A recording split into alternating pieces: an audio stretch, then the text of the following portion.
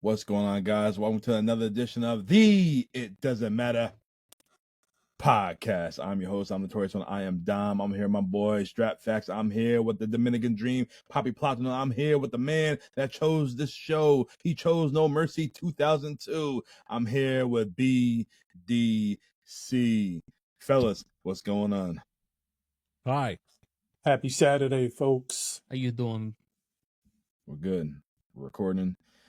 We're going to talk about a great show, No Mercy 2002, BDC's choice. BDC, why did you choose No Mercy?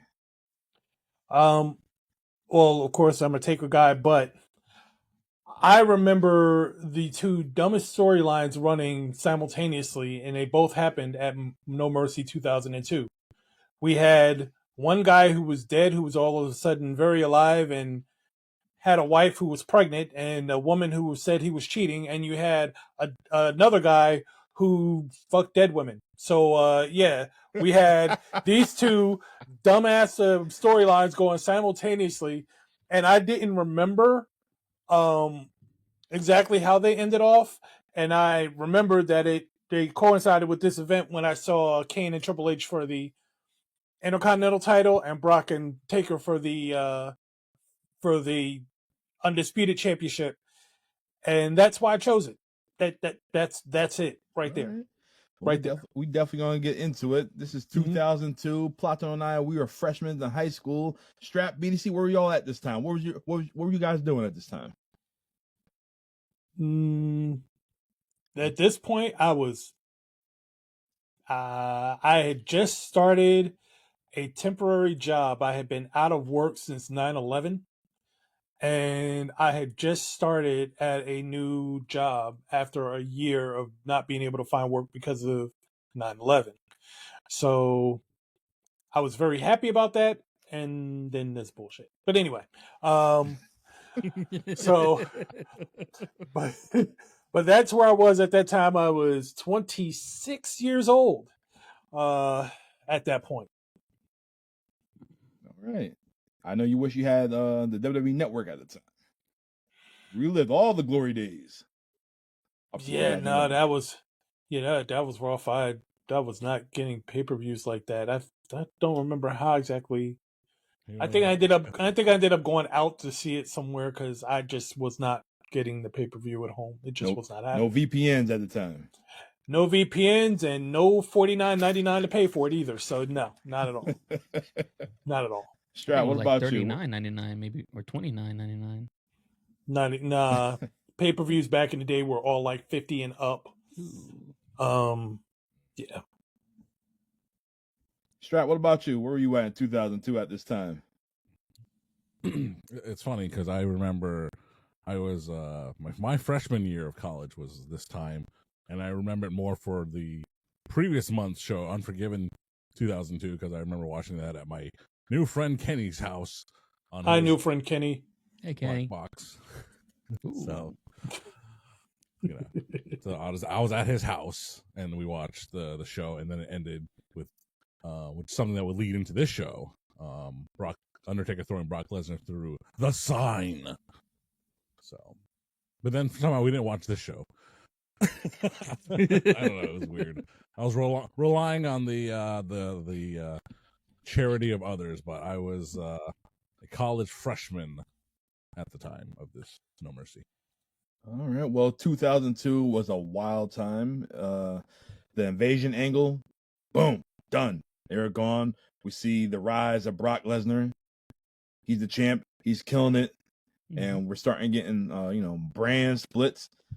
And, yeah. Exclusivity and all that fun stuff. Yeah. It was a good time. It was a good time for, SmackDown. Not much Raw, I don't think, but yeah. Well, we covered that in the Best of Triple H in 2002. And unfortunately, the guy that probably could have helped out during this time took his ball and went home. So he likes to hunt. I don't know about it. Playing any ball sports. Stone cold. Yeah, so this is 2002, and we're about to get into it right now. No Mercy. Let me pull up my notes right quick. I got too many damn tabs going. Hold on 1 second. You All right. What? Shut up. Notes. Notes? Yes. I take notes on everything. I replay everything. All right, so the show kicks off. We see Undertaker sitting backstage, and he had a cast on his arm, and Kane sits down right next to him, and he asks, "How's this week going?" And then they show a video package, and they're showing Triple H calling Kane a murderer. Plot to know, who did Kane murder? He murdered his beautiful, lovely girlfriend, Katie Vick. Drinking and driving. What do you expect? The man had a mask on his face. He can't see. It was an accident. He's a future politician, damn it. I know. And I mean, That's how you hide stuff too. and technically at that time he had the voice thing too, so he couldn't scream for help. Ah, so Yeah. he was mindful that We matter. Help. we matter. Yeah. Right in Knoxville, Tennessee, young Glenn Jacobs fighting for the right to partay. Wow, he said. Good thing you didn't have any text messages. You gotta hide. Or emails, Hillary. Shoot. Who is Ben Ghazi anyway? No facial recognition on his phone. Not at all.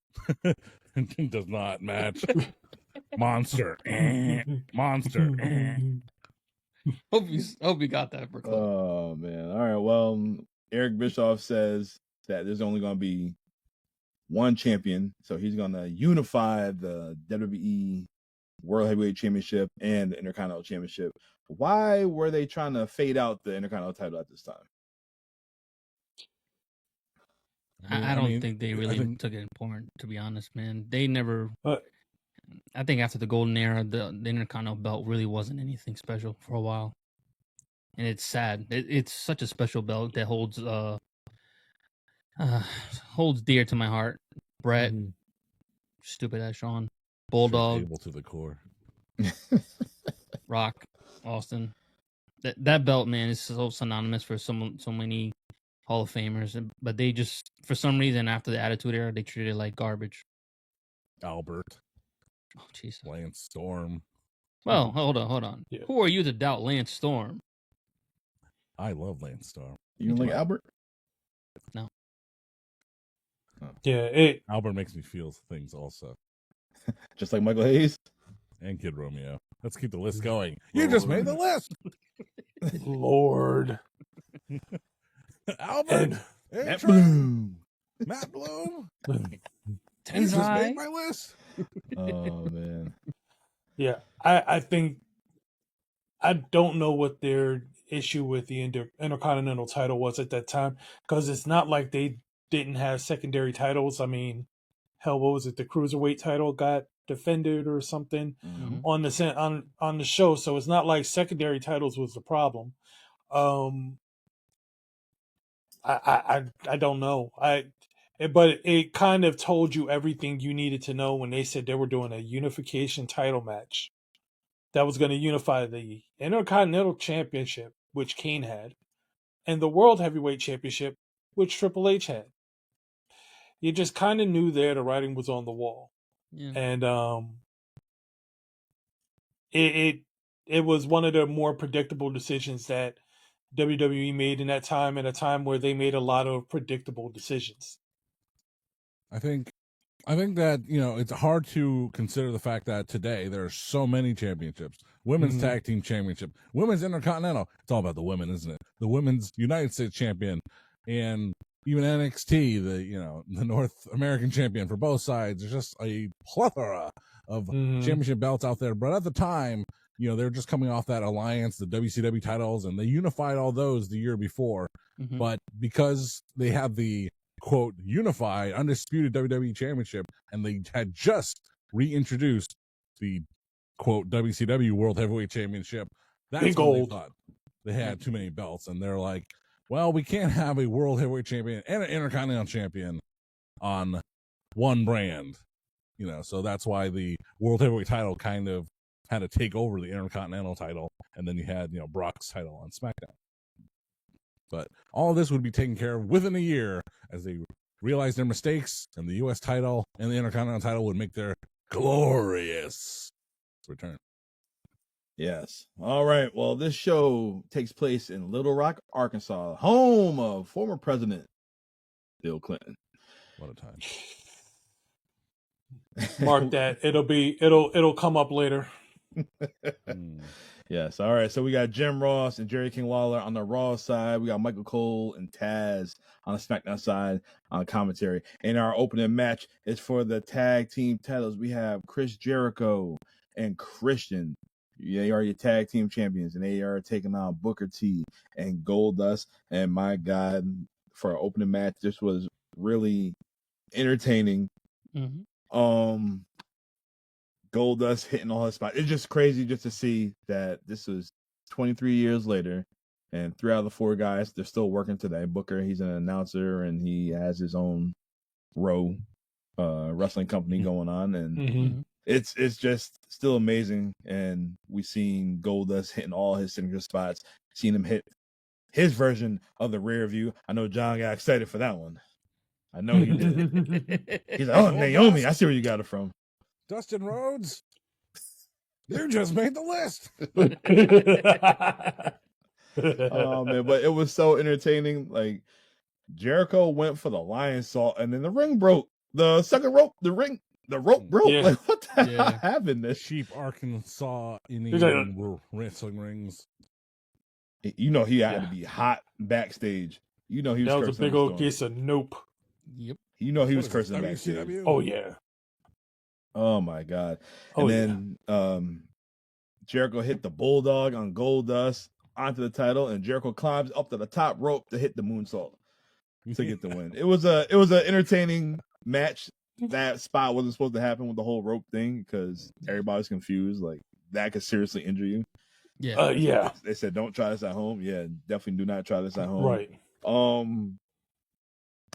For what it was, I enjoyed it. BDC, this is your show right here. What do you thought about this opening match? Yeah, I have always been a fan of Booker T and Goldust as a team. They fed off of each other really well, and at this point, Goldust was no longer the highly over eccentric, almost flamboyant version that he came to be when he entered the WWE. This one was more just like he kind of fed off of Booker, and he kind of assumed part of that personality where he was talking shit and taking names and all that stuff like that. And you could see him literally talking shit to Christian when he gave him the shattered drink. He gave him the what do they call it, the Golden Globes in the corner. Golden Globes. So I mean, outside of the Tourette's version of Goldust, this is probably one of my favorite versions of him.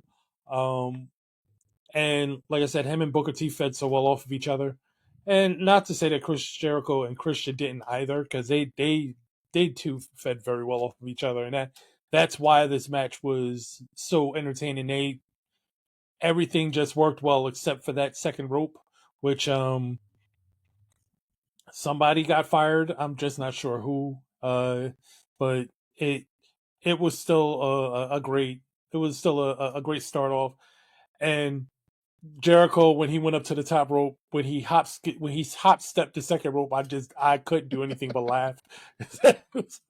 It's like, I'm not touching that rope for anything, and he just hop stepped it. But yeah, it was a good match. I enjoyed that match.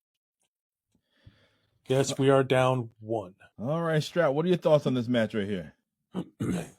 I thought it was a fun opening match. We are up 1. You had fan favorites Booker T and Goldust. They've had quite a storied 2002. I mean, I know we've had fun reliving some of their off-ring skits. Right. And so, and then you had Jericho and Christian here. They so like I say, you're comparing to see where they are now. Somewhat AEW stalwarts. What a word! That's the word of the day, folks. Yeah. But I thought it was a very fun opening match. The botch was unfortunate, and when the botch happened, the rope breaking, I realized I hadn't seen this match before because I don't remember it. So that was fun. Great improvisation by Jericho, and I just saw a clip. That's why clips are so important, aren't they? of, I think it was Kurt Angle. You know, he always regarded Shawn Michaels as, you know, the best of all time, the GOAT, the boat. And after having reviewed, you know, Chris Jericho's more recent works, he's had to change his opinion. And he says, you know, I love Shawn Michaels, but I think Chris Jericho's the new greatest of all time here because of, and you're going to be hard pressed to find anyone to disagree with you unless they really hate Chris Jericho, which is a whole separate argument. Hooray. I'm I'm on his side. I agree. You know, Chris Jericho, you know, he's had such a large and long career, and he's had his ups, he's had his downs, but you cannot, you know, you cannot deny his many character rejuvenations and revisions and all that up to like right up to the modern day, and he is one of the hottest properties right now because we don't know where he's going to end up. Right now, he's under contract, but that contract is going to expire, and like I said, he's going to be the hottest free agent. Yep. Since Andrade, legally, that is. Hush. He's the judge. Yeah. Judge. Yeah, you know, the rumor mill already has it that he's going to do his retirement run in WWE. We'll see if that happens for real. That would be a hell of a bridge to cross, especially with all the shit that he's talked about WWE since he's been in AEW. But, I mean, they brought Punk back, so Punk was the quintessential shit talker about a WWE when he was gone. So if they could bring him back, they could bring Jericho back too. They could bring anybody back. They brought back Brock twice, three times. Yeah, I don't consider them having bad blood. I mean, yeah, they have bad blood, but you know, it's a new regime in Saudi Arabia. Site of this year's Royal Rumble. Oh boy. My favorite. And those 20 are the two things you're gonna lose. And smack about 2027's WrestleMania. Stop doing all the Sultan's taunts. Stop it. What this? Oh Jesus! They're gonna get you. Oh Lord! For Platinum to get kicked out again. What are your thoughts on this match? This opening match right here. I love the match, man. It was like you guys said, it was a great, entertaining match between these two. As soon as I see Goldie and Booker, I was like, yes, I'm gonna get entertained, and especially with Goldie. The rear view, I was like, oh, the new innovator of moves. That's the new Chris Kanyon for the ladies. Dustin Rhodes. Oh God! Got steal from the greats, right? Chicken right in your face. Got steal from the greats. Yeah. Oh man, but yeah, entertaining as hell, and everything that you said, John, about Chris, man. Yeah. To be so creative, I'm not so creative, but just thinking on your feet, like, all right, I gotta fix this real quick. He's done it so many times that people don't even realize it, especially when Neville got hurt. He goes to people don't realize that when Neville hurt his ankle, and he goes to Charles. He's like, he's hurt. God damn it, you see, he's hurt. Freaking Charles. Yeah. And you can tell, you know, Chris is working. Charles wasn't getting the memo. Yeah. Baby Nate was not getting the memo, and it was rough. And I get it; they don't want to mess up the finish, but hey, they also heard back in the days, like, hey, if the guy doesn't pick up his shoulder, too bad. 1, 2, 3, game's over. Mm-hmm. So Chris really is that guy that probably should be mentioned as one of the GOATs because he's done so much in all these decades. Oh yeah, and it seems like all his characters hit from the Lionheart all the way to the Ocho, the Nueve. You can't go wrong with it. God. Right. And if you don't like it, you just made the list. Right. And next year. And he has zero problem putting people over. Yes. Zero problem putting people over. Yeah. Is that the and for a guy like him who absolutely has kind of earned a right to not have to put people over, the fact that he does it so regularly, like it's no big thing, that's a testament to him in the business. And it also shows that Jericho understands that the business is not going to stay on his shoulders because he's getting ready to go. You need to build up the younger generation and give back and, make stars because once he's gone, if all you got is a bunch of Jimmys and Joes, you ain't making shit. That's right. All right, so guys, this opening match, does it matter? Yes. Yes. It's cool. You know what I just thought about? What? I just thought about AJ Styles is retiring next year. Mm-hmm. What?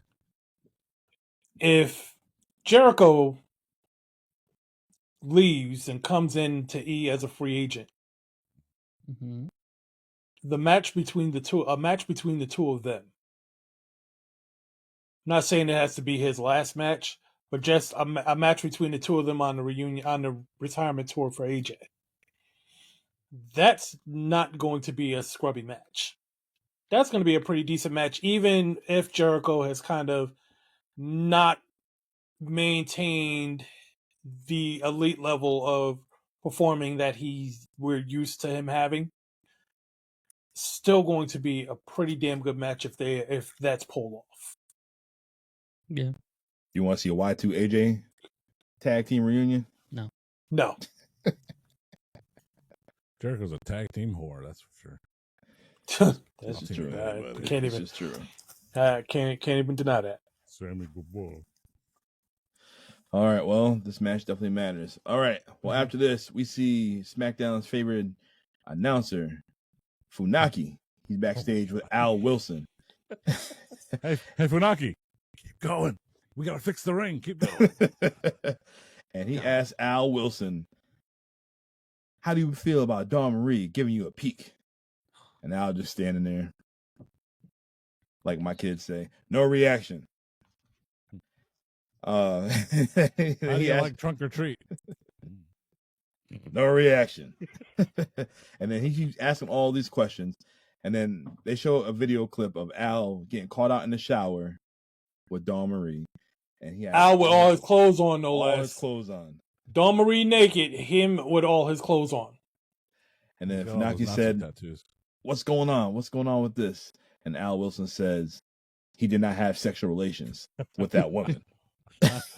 Again, he didn't. Cue where he's from, where the event's taking place. Because he was up all night. With his clothes on. He's still. So does it just go through the little hole there? A little bit.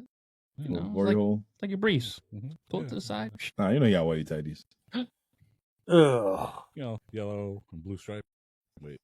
What? No. Strap, you want to let the people know who Al Wilson is? Folks, ladies and gentlemen, Al Wilson. Tori Wilson's father. For real. Is he still alive? It's their no. father. His story was RP, but I don't know. He passed away in 2019. Right before Tori Wilson's induction into life. Yeah. Oh, that sucks. Yeah. And I think he literally died hours before her induction. Oh, Jesus. Sorry. To hear that. At least it wasn't in the shower with Dawn Marie.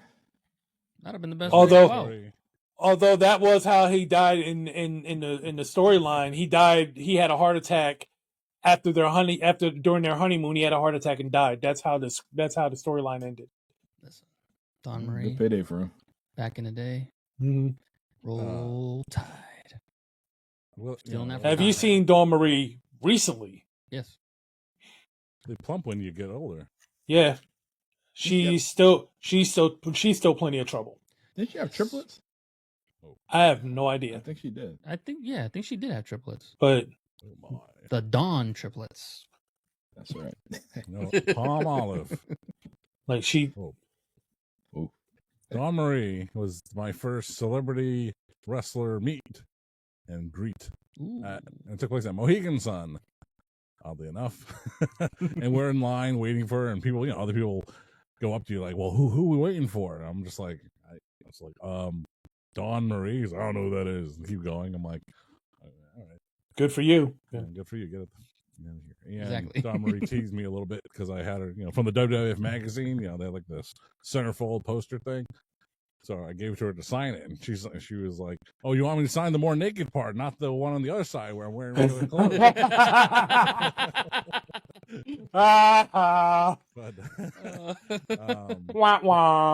Got a nice photo from a Kodak disposable camera, and that picture's somewhere. Maybe I did upload it sometime. I'll say you got posted on the page. Definitely. Wrestlers that I met and gripped. Yeah, so she was a real sweetheart there. So I was always a fan of her. throughout her run in WWE. I didn't know her much in ECW, but I always enjoyed seeing her around and her getting her just desserts. All right. Well, our next match is Dawn Marie and Tori Wilson, and this match surprised me because I know Tori, she worked her ass off from her WCW days to now. There's more than just bra and panties matches. She actually worked and was not familiar with Dawn Marie back in ECW. I just know she was just a valet, but she showed that, she can go. Yeah, she can go. It wasn't the best match whatsoever, but they had their typical referee spot where the referee's rolling around with the girls and he wakes up brushing his clothes off and he's all happy and whatnot. Yeah, and then but you're disgusting. Yep. Yeah, you're disgusting. Yeah, she liked that, but but yeah, you're disgusting, and then ref's like, what? Then Dawn Marie gets hit with a neck breaker, and yeah, Tori Wilson, she's your winner. A short match, entertaining match. It was different. Yep. Didn't go too long. I was praying to all things holy that Al Wilson didn't come out and get involved, and I'm glad he didn't. Me too. So for what the match was, it didn't end the storyline, obviously, because there was much more after it, but it was quick to the point, and it gave her a bit of revenge. So it was good. It worked out. It worked out. It was a decent match. What about you, Strap? Wow, I was trying to tell the story of Al Wilson in real life. Apparently, when they travel and they meet at the airport, Al Wilson, saw Vince, one of the McMahons, or a few of the McMahons. Obviously, they're going into their limo. He's like, "Hey, Vince, can I get a ride to the arena?" And so they're like, "Well, goddamn, why not?" So Al Wilson gets a ride in the McMahon limo to the arena for that event's show. And Tori Wilson was like, "Dad, what did you do? Like, you can't do that. Those are the McMahons. They're the bosses. You can't just ask them for a ride from the airport." And, well, he did. And apparently they did. McMahon just thought it was hilarious that he had the balls to do that because he didn't know Jack from Jill. Not really, So he's just like, "Hey, if you're going to the airport, we're going in the same direction. Let me hitch a ride." Right. Might as well. So just a little aside from Mr. Sounds like common sense to me. Yeah. Imagine that. "Hey, I know that guy. You're the CEO of the company. Can I get a lift?" Skunky! Let me get a ride. I know what you're talking about, too. I saw that. Good old Pepe. Pepe Le Pew. Oh my God. They call me Vince McMahon. I am from France. They call me Le Pew, but I'm really Vince. I'm a horn dog. Pepe Le Pew. Oh, Lord. What was Kenan Thompson's character and all that? When he's the French dude in the tub, remember that? Oh, I know you're talking about. Everyday French. Yeah. With Pierre Escargot. Yes, Pierre Escargot. That's what it was. Reading the yeah. All right, so guys, what are your thoughts on this? What? My thoughts on. So what's your thoughts? What are your thoughts on this match right here? We had a random appearance by Mae Young's baby's hand. What who was that? Was that E or was that M? Don't worry about that. Oh, it must have been S.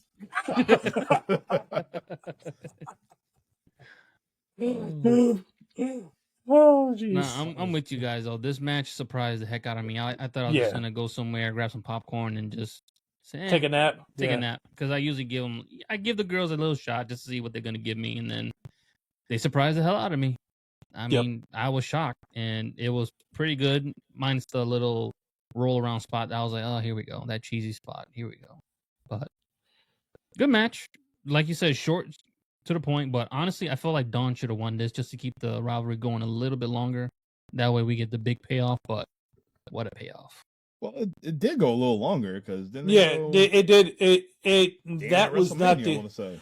That was not the ending by any stretch. Because remember, Dawn and Al end up getting married. I know. And that. then Another thing so I mean this whole thing goes. Oh yeah, the pregnancy. It was all of that going on. So it was like a big novella.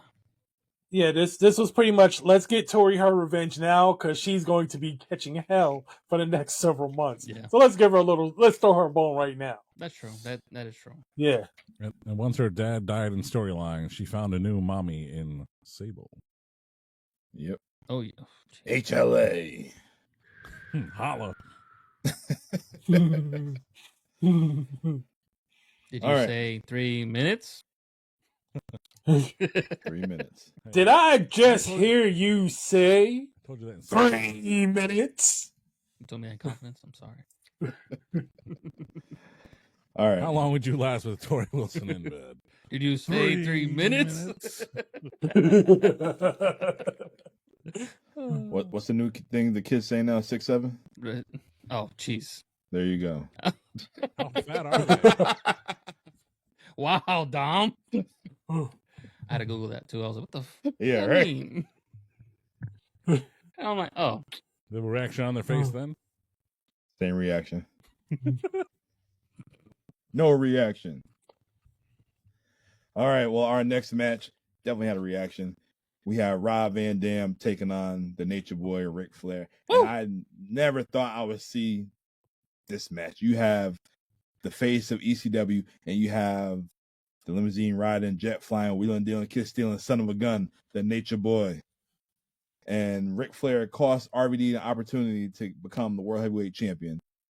And RVD's backstage. He's cutting a promo. He said he's a chair smashing, frog splashing, risk taking, yin yanging, Van Damming guy. That shit was dope. It was cool. I enjoyed it. Woo! I enjoyed it. He was high when he wrote that one. He's trying. Oh yeah.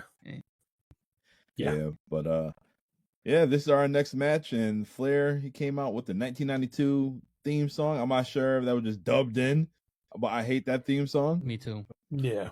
But he did have the robe, the one he had on with Little Nate. That's the same robe that Little Nate has too. I took that a little differently. I'm like, they reached the point where they don't want to pay for his theme anymore, as famous as it is, you know. Like, that's what I was thinking. I just think they back when they were converting all their stuff from WWF. Well, they were WWE. Were they WWE at this point, right?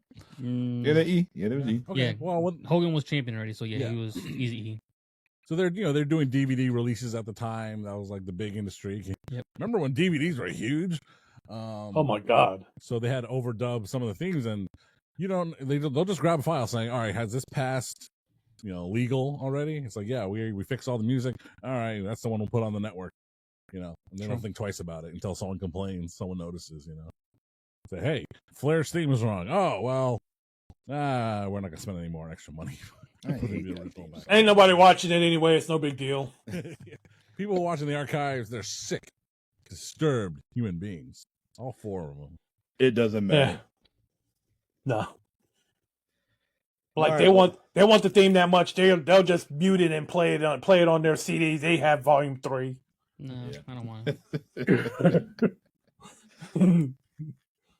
All right. Well, seeing this match, you already know RVD's about to beat the bricks off Ric Flair, and RVD, he made Ric Flair look good because at this time in 2002, Rick still wasn't confident at this time.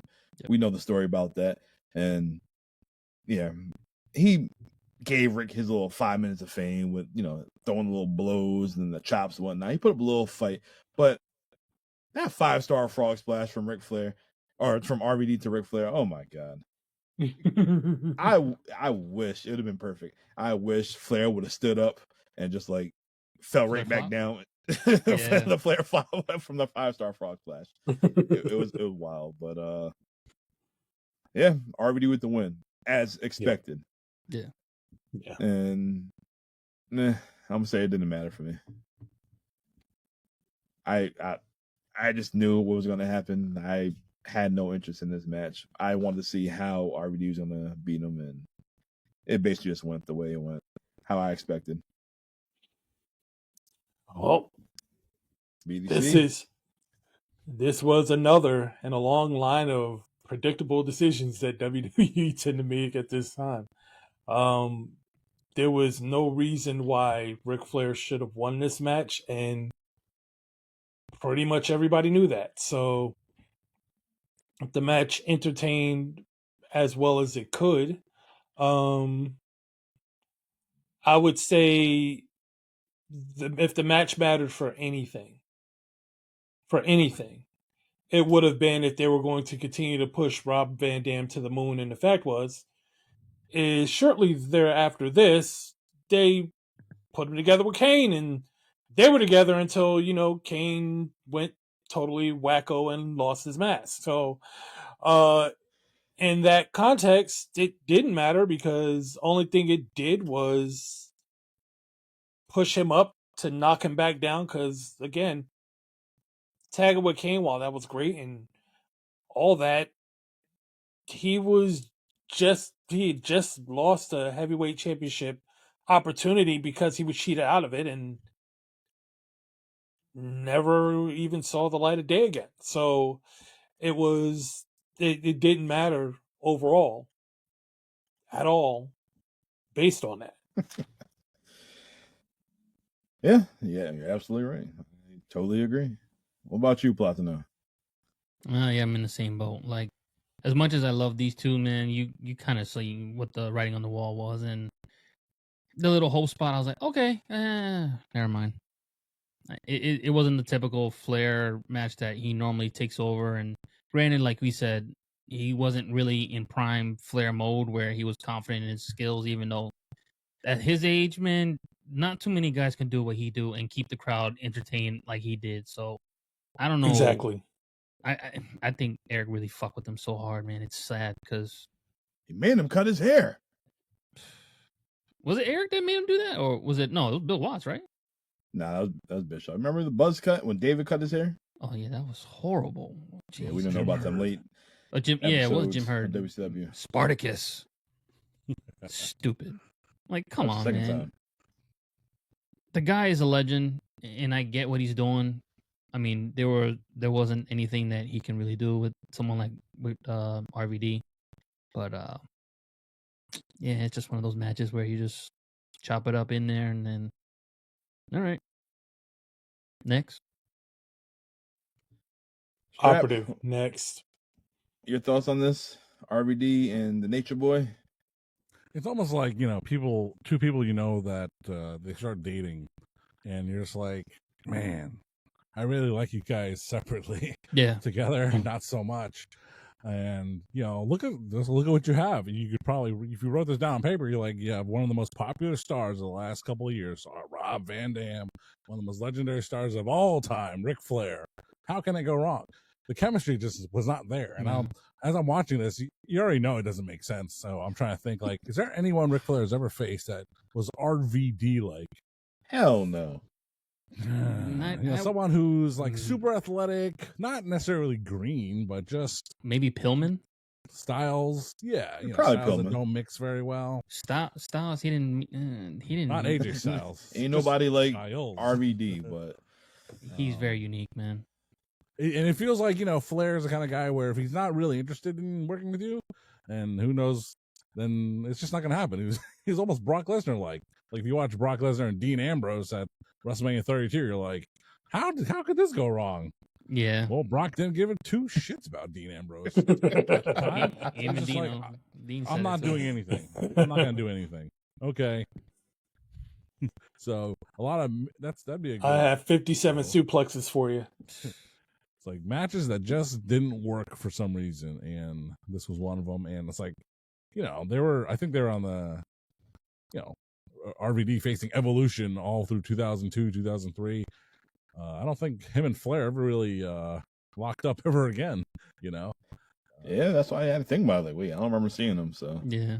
And then years later in TNA, they were both there around the same time. RVD would be the world champion, and Flair would be, with Team Hogan. And Ooh. Ugh. Like, hey, Rob. That's it. That does sound like Flair too. That's watching 4 hours of High Spots Ric Flair shoot interviews. That's where that comes from. Woo. Woo. All right, well, after this, we see the Big Show backstage with Stephanie McMahon. Then Eric Bischoff comes out of nowhere and he said to Big Show, "What are you doing? You are Raw's property." And then Stephanie leaves, and Big Show said that he hasn't been on a pay-per-view in 4 months, that he's a former WCW champion, a former WWE champion. And then basically he wants to be on the show, and he threatens Eric Bischoff. Strap, what the hell has Big Show been doing in 2002? Well, he was kicked away after the the whole Alliance, the Survivor Series match from the previous year. They're always picking on Big Show. For such a big guy, he's always being bullied by management.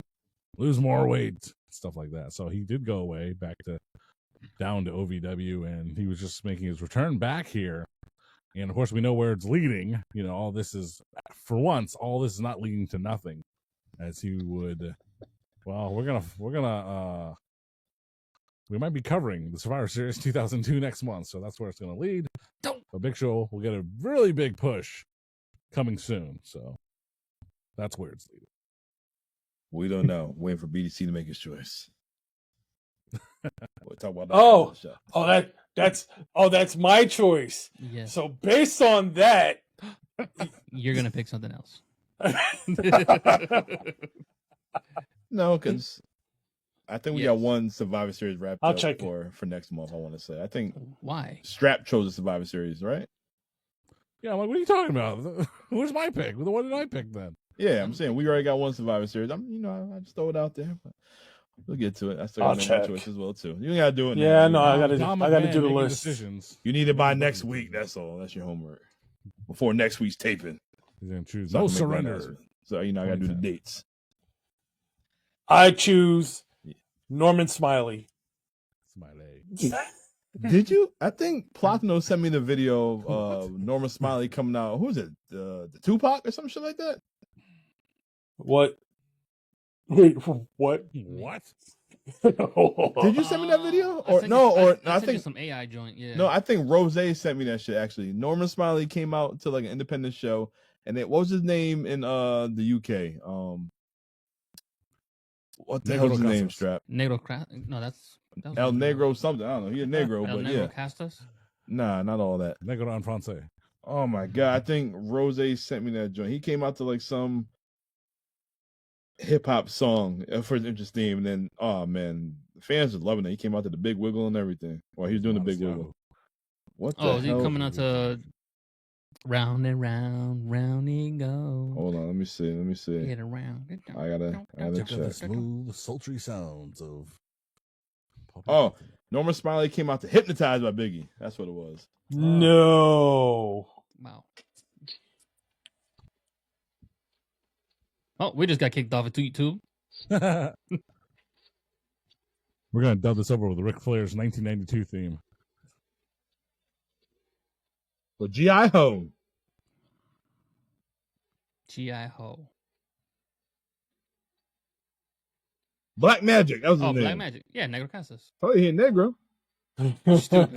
That's how John be acting with his back. Oh. Big Wiggle. Oh man, Black Magic.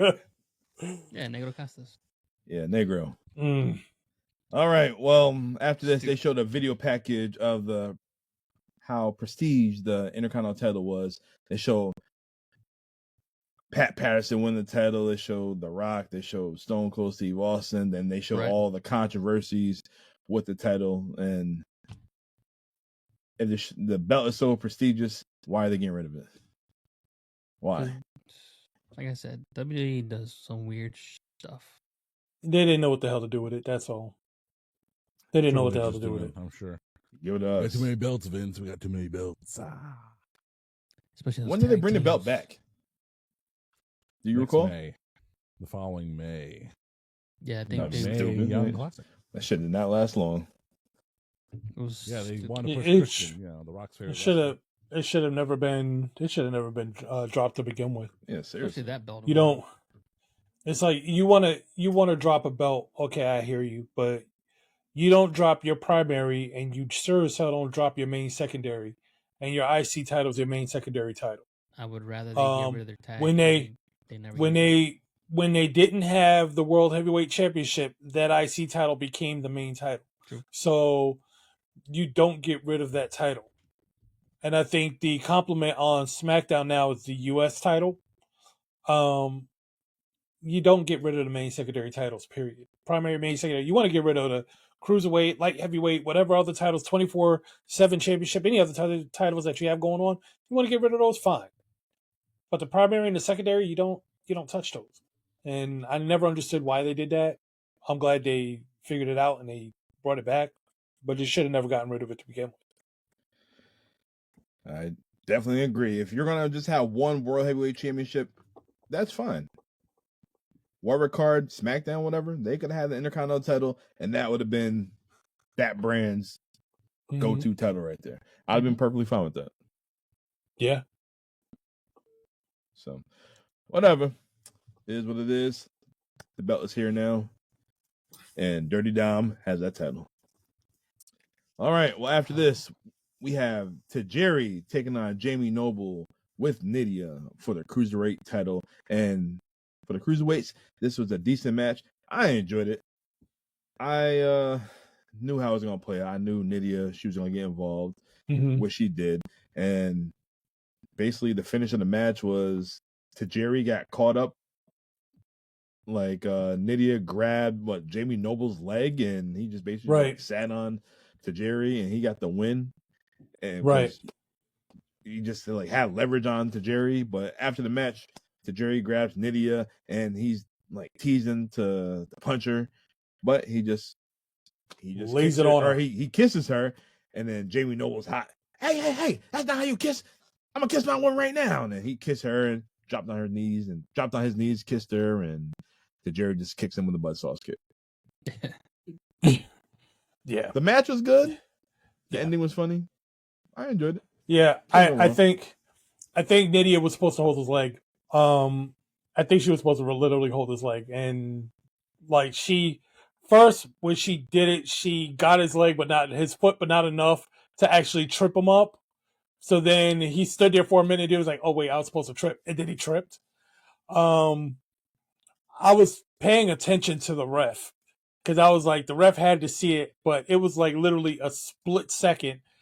The ref was not looking when she did it, and as soon as he went down and her hand left the scene, he immediately turned around. I was like, that was damn fine work. It was damn fine work. It was a sloppy finish, but it was damn fine work by the ref to not see it. He worked really hard at that. But yeah, the match itself was good. Tajiri is always a show whenever he's out there. He doesn't mail it in ever.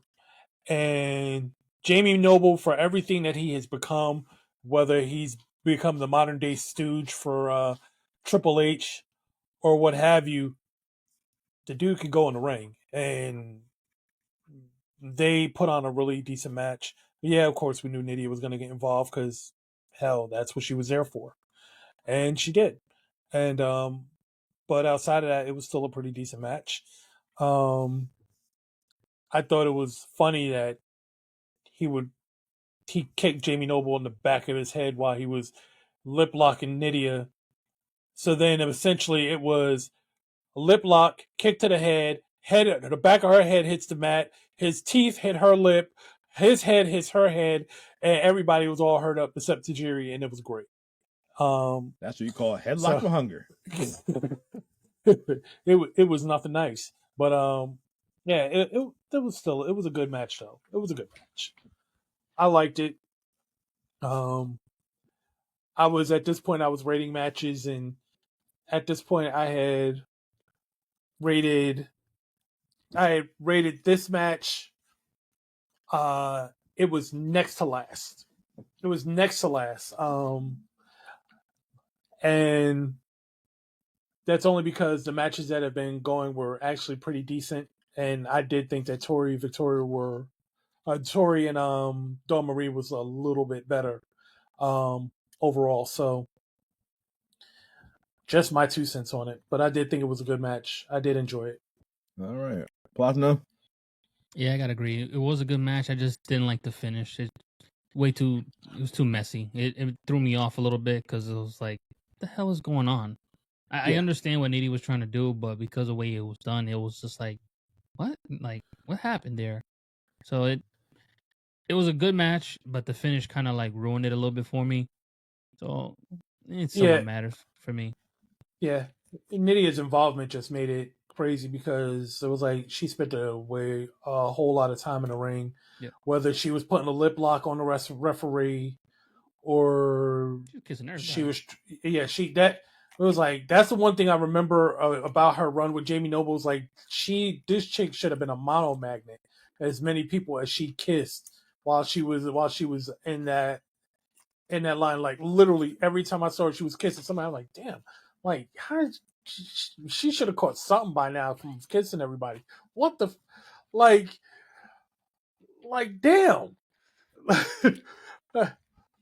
Like, I didn't see anybody plant their lips on more people since Richard Dawson and Family Feud back in the day. It was crazy. That's a clip. It was crazy. That's a clip, Dom. Yo, he was kissing everybody back in the day. Hell yeah, he was. I'm sorry, man. Don't be kissing my wife in front of me. We gonna fight. Oh, hey, how you doing? Excuse me? Like, it wasn't no peck on the cheek neither, man. Nope. This dude was lips all day, all night. It's like, what? How does he not get killed by now? Everybody's a cook. Oh, sorry. I was like, oh, he's gonna help us win money. Just let it go, babe. Just let it go. Man, I don't know. But like, fuck this money. That's funny. Wow. Oh. Strat, what are your thoughts on this cruiserweight match in Nydia? Threw him off with that one. I think, unfortunately, I think this is, first of all, I like to say that I think this is Tajiri, when they're still, I really love Tajiri and Taz and RVD during the Alliance time frame. They just debuted, Tajiri is probably still a little post his rookie year in WWE anyways. So he's still really over, and they still really took care of him as a character, as a performer. But a lot of these cruiserweight matches, and I hate to be a guy to lump them all together, but it's kind of like, they're kind of all the same. They're done really well. They have incredible workers. And at this particular point in time, Jamie Noble was the hot cruiserweight act. But we all know where it ends up. They just kind of start forgetting about these guys and stop writing for them, stop taking care of them. But as it was on this show, it was a very nice match with a good storyline heat behind it. And, not to love it or hate it, but I liked it a lot. So, I guess it's split. It somewhat matters. Oh, boy. All right, well, after this, backstage, we see Chris Benoit, my guy. And he's looking for Eddie Guerrero. He was screaming, Eddie! Eddie! I could have made a joke, but I'm not going to do it. But anyways, he said that, hey, Eddie, Kurt Angle, he's whooping on Chavo. And Eddie, he doesn't believe Chris Benoit whatsoever, because him and Benoit, they ain't together. And Eddie said, do you think I'm stupid? That's a little girl's voice. They're certainly not radical. Next, Chavo comes flying out the room, and Kurt just laughing, and then Eddie, he just tries to take him out. It was a funny segment. It was funny. Yeah. He was so sure that it wasn't Chavo, that when Chavo poured out, he was like,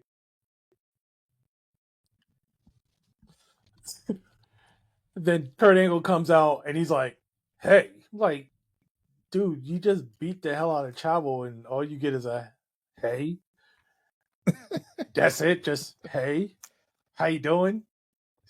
See what you did there? What? It was a nothing muffin.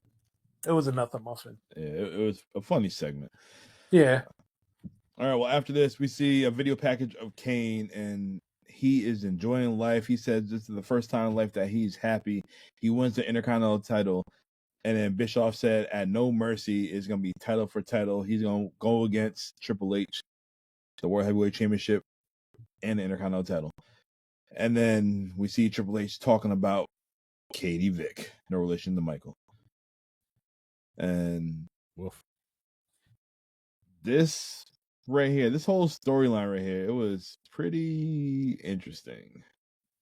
It was dumb as hell. It was dumb as hell. Now, which one of y'all want to recap that whole Katie Vick angle? BBC would love to. He's wrote a thesis. No, he would not. Not me. But I'll give you a long story short. So basically, Katie Vick was I don't know if she was a high school sweetheart or she was a girlfriend of Kane's, and apparently Kane gets into a car crash and she dies. And Triple H finds out about it and he taunts him mercilessly about it. At this point, that's as bad as it's gotten. He's taunting about the fact that he's a murderer for killing Katie Vick. It gets worse. It gets worse from here.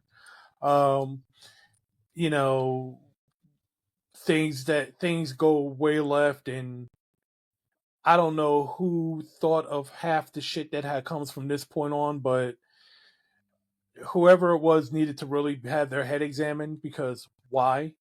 But ultimately, Katie Vick was a girlfriend. She dies, quote unquote. Kane killed her in a car accident. And then apparently he loves dead people a little much. And yeah, that shit. But even though that scene was actually Triple H getting in the coffin, but we're not even going to talk about that. Yeah. Somebody needed that examined for that whole angle.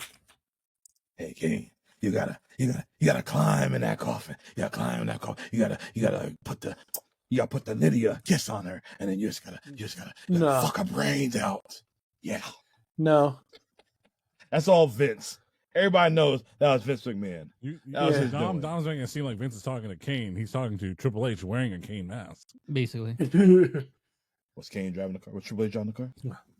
Well, listen, Paul. I mean, if you're going to do it, you got to do it right. You know, you just take it easy and make sure that you get it all. No. Plotner, what did Robert Downey say? I'm the white guy playing the black dude. I'm the white guy playing the black guy that's supposed to be playing the white guy. There you go. That's what Vince said. I think that's what it is. He said, Paul, you playing Glenn, but Glenn, you doing this, and yeah. Wild times in the WWE.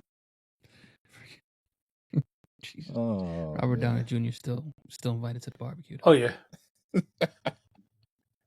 I saw a video recently. Faison Love was showing a picture of the top 5 grossing black actors, and Robert Downey in his Tropic Thunder role was on that was in there, and it took Faison a minute, and when he looked and he noticed him. He was like, "Is that Robert? Oh shit!" I hollered. Yeah, Robert will always be a part of it just for that alone, because that shit was hilarious. Yeah. Because we all know he was actually joking around. He wasn't being a dickhead. Yeah. Right. He's also a black Jeep owner. Oh Jesus. Tropic Thunder. Oh, I gotta watch that movie just for that scene. Well, the line is, "I'm the dude disguised as a dude playing another dude," or something. Yeah, probably. But you gotta, make your own, because then you're copyright infringement. What you mean? What you mean, you people? Huh? What you mean, you people? Not Cool Ray getting here. Oh man! All right, well, we have Kane and Triple H going for title, winner takes all, And obviously, Kane, the bigger guy, he was doing everything to take Triple H out. Yep. But you already know that dastardly nature boy, he was going to get involved to do anything to help Triple H to get the win. But it doesn't happen right away because out of nowhere, we see the Hurricane come out of nowhere, and he takes out Ric Flair. What the hell is the Hurricane doing? Are they starting to form the Hurricane tag team? I think so. Yeah, they won the tag team titles in one of the most famous TLC matches in Raw history.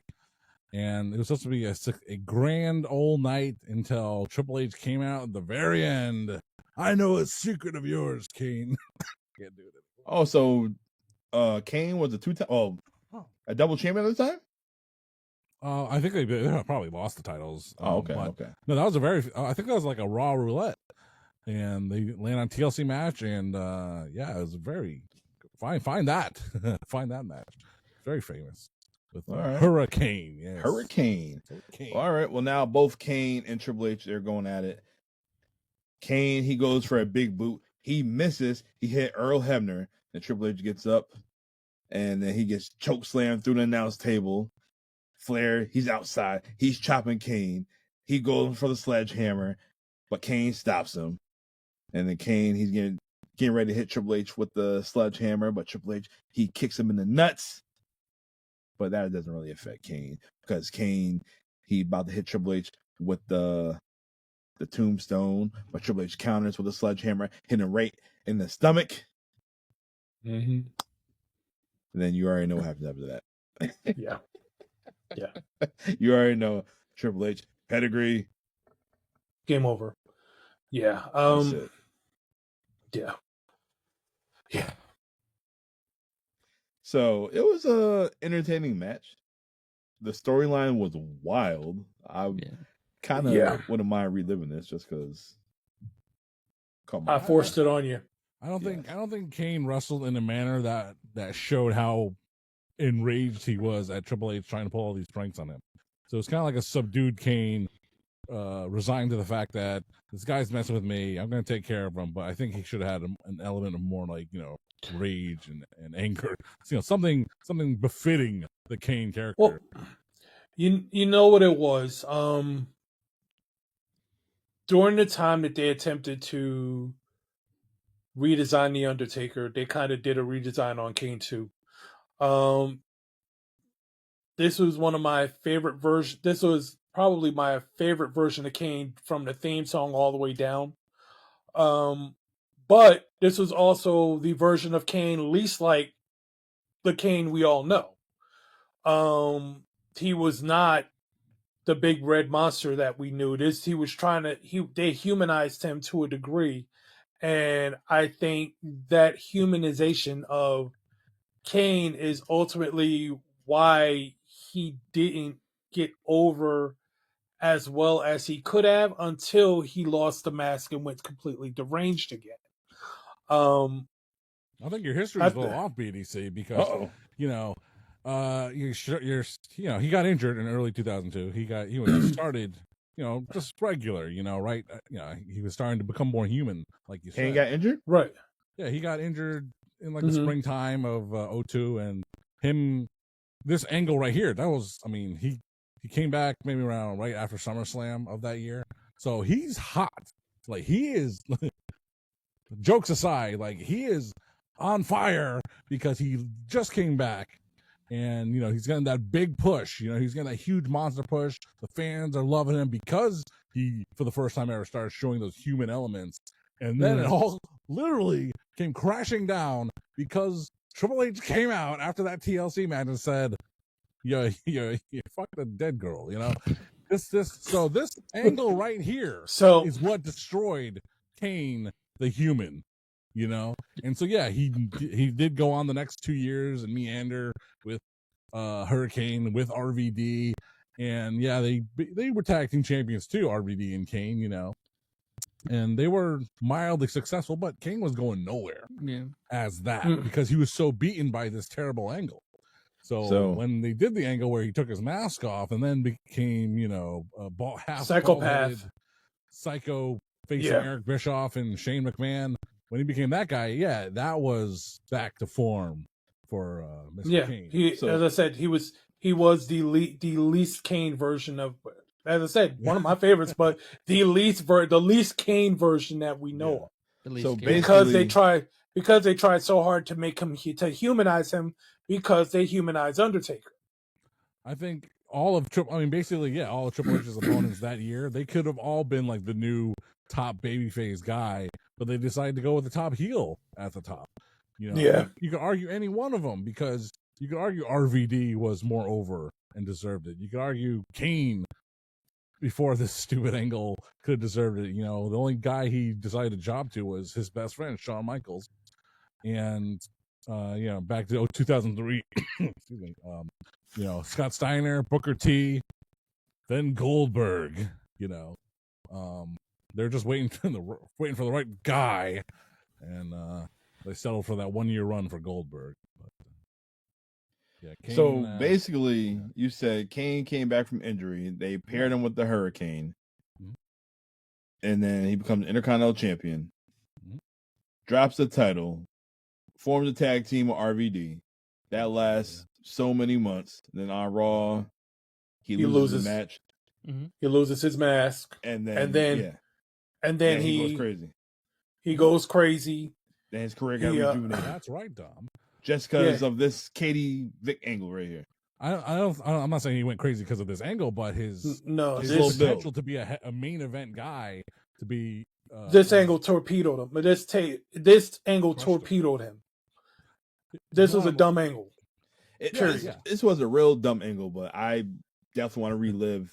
I said it before. Y'all heard me say this. I want to relive when he took that mask off because that was some good times for Kane. Because I think what his first match was against RVD, he choke slam the shit out of him, and then I remember the interviews he had with JR. I don't see any burns on your face. They're right there, JR. Yeah. He went full on mental case. Yeah, and then he put in jumper cables to Shane's nuts. Yep. It's called retconning. And then we go back to WrestleMania 20. I mean, I buried you. Yeah, You're dead. But literally, it was like, okay, this Kane experiment not working, so we're gonna make him the monster again. And now that we've made him the monster again, we need an equal to him. And this current version of Taker ain't it, so we got to bring the dead man back. So it was all in a prism like. Taker becomes human, Kane becomes human. Kane becomes a monster, we got to bring back the dead man.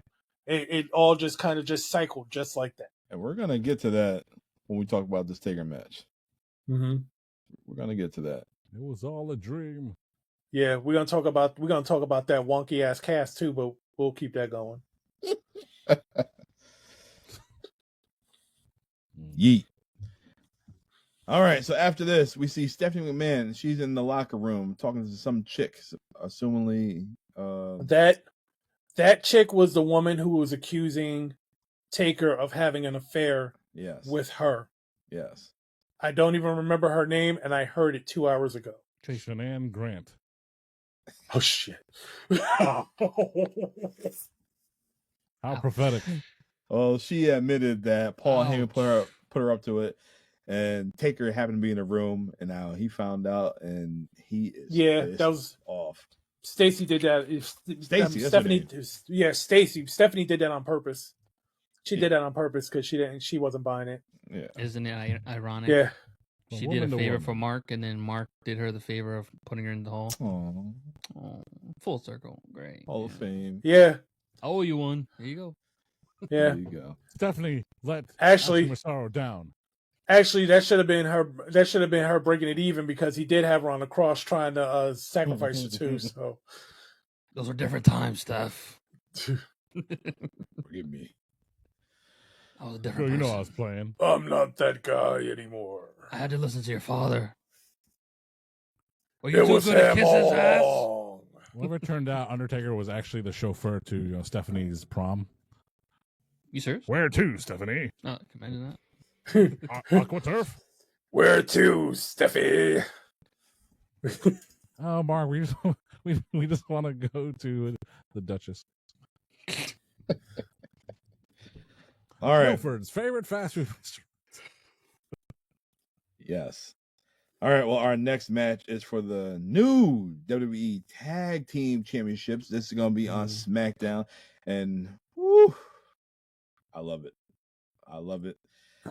We have 4 out of the SmackDown 6.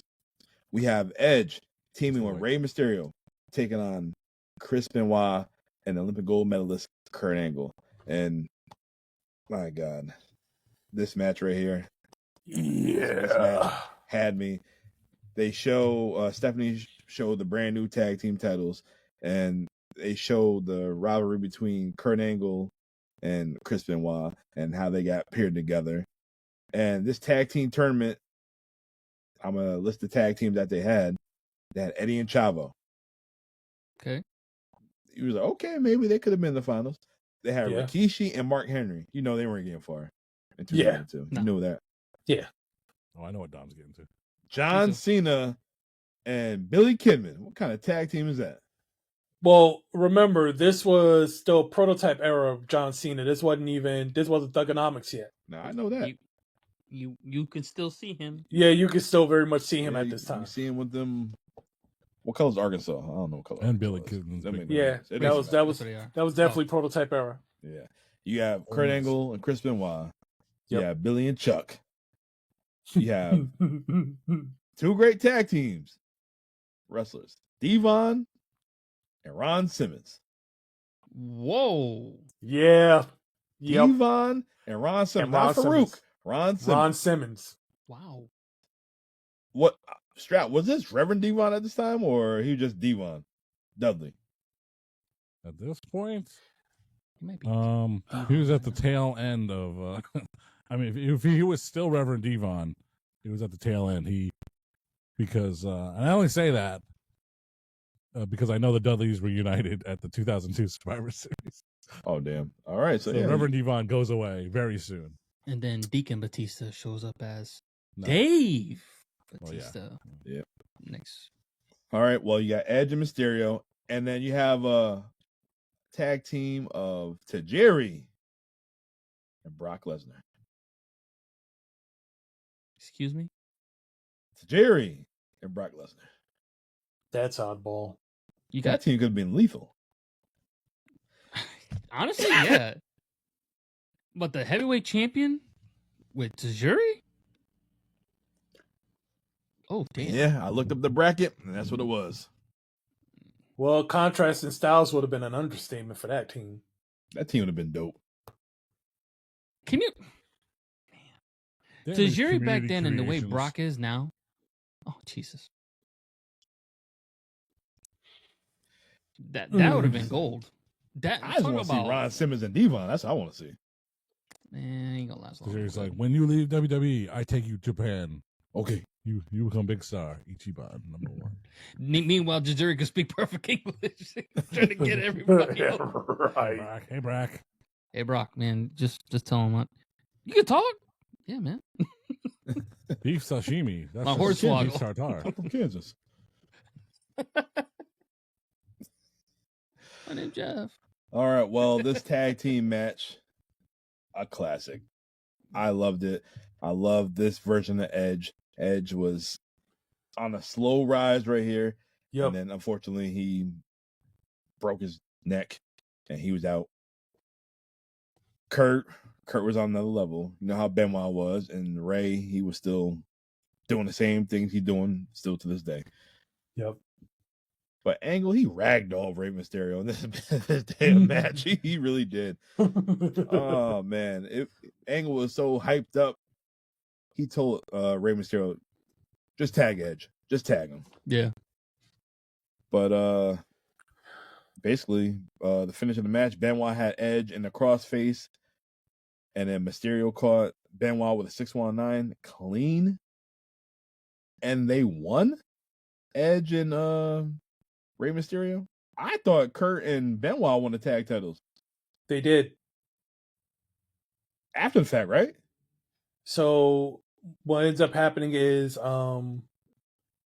after that spot, I think Ray gets kind of like tossed out of the ring.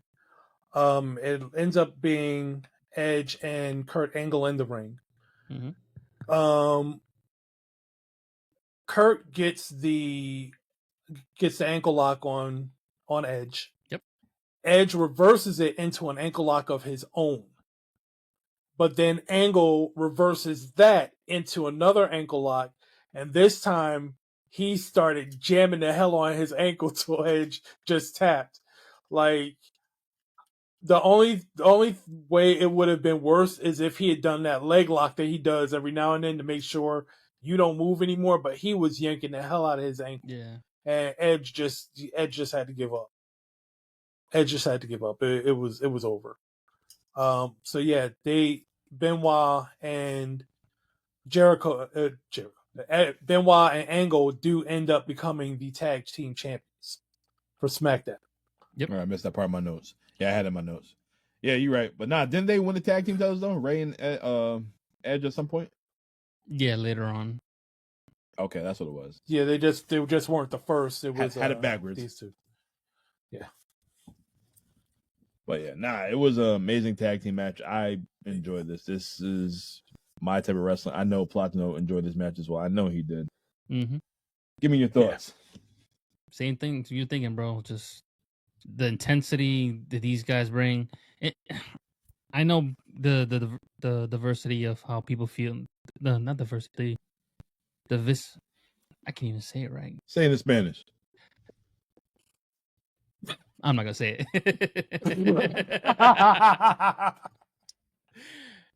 it. Seeing Chris, I know a lot of people do not. They have their feelings about Chris Benoit, but hand to hand, like pound for pound, probably one of the greatest guy to ever hit the ring. And yeah, just I you know how I feel, man. It's tough seeing that and seeing how he is and knowing how great he was, but the outside things that happened just kind of ruined it for me. But yeah, this match, man, it had everything high intensity.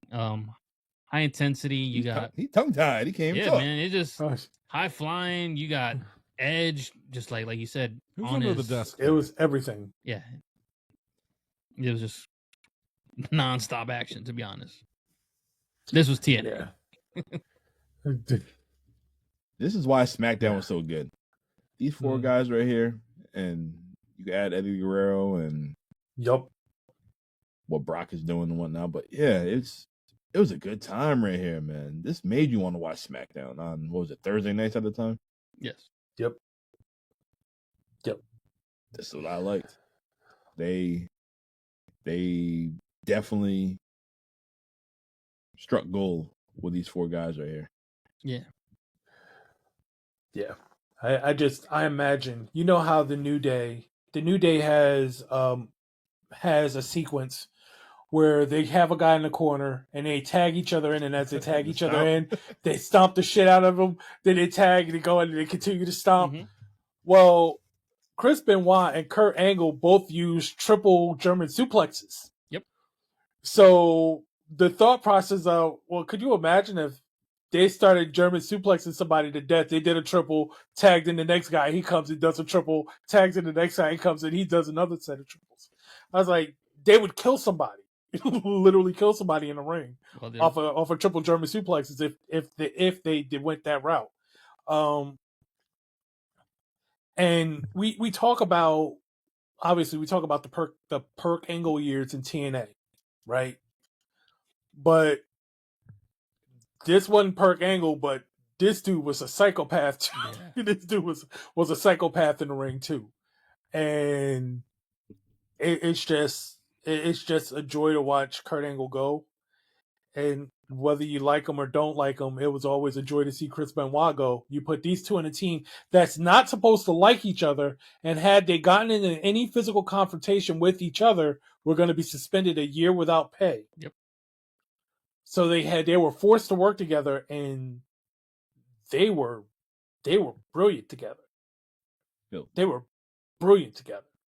And I mean, and that's not to take anything away from Edge and Ray, because I literally think Ray and Edge beats every other team in that bracket, maybe outside of Eddie and Chavo. Yeah. Think about this. Kurt Angle's only 3 years in at this time, and he's got it. Oh yeah, it's Is clicking. he only 3 years in? Yeah, he started in '99. I thought he started in '98, but damn, 3-4 years. Whew. It's clicking. Yeah, he's definitely clicking. Yeah, and he's a monster. He's a monster. I was watching this. I'm like, damn, put him with Prime Brett. Oh my god, He'd tear Brett up. At this point, yeah. He would tear Brett up. Knowing Brett, man, Brett would have figured it out and made something out of it. But we all know the originator of Suplex City was Chris Benoit, though. People forget. Yeah. Like, that's just... Yeah. That's all I got to say about that. That's why I said that I thought the two of them in the ring, and that's literally what I thought about was like, yo, if they did that New Day angle where they just keep tagging each other and kicking and they did that with triple suplexes, the match would not last long because somebody would be damn near dead from like 12, 15, 18 triple suplexes, German suplexes. It would not be good. It would not be good. I like them two guys. Like, yes, they won the tag titles, and they still try to one up one another, you know, with the chops, with the German suplex, whatever. But yeah, they weren't friends. They weren't friends. I mean, they grew a level of respect for each other, but they weren't friends. Yeah, but they got the job done, and that was what mattered. Strap, what are your thoughts on this right here? It was great, and that's all we need to know.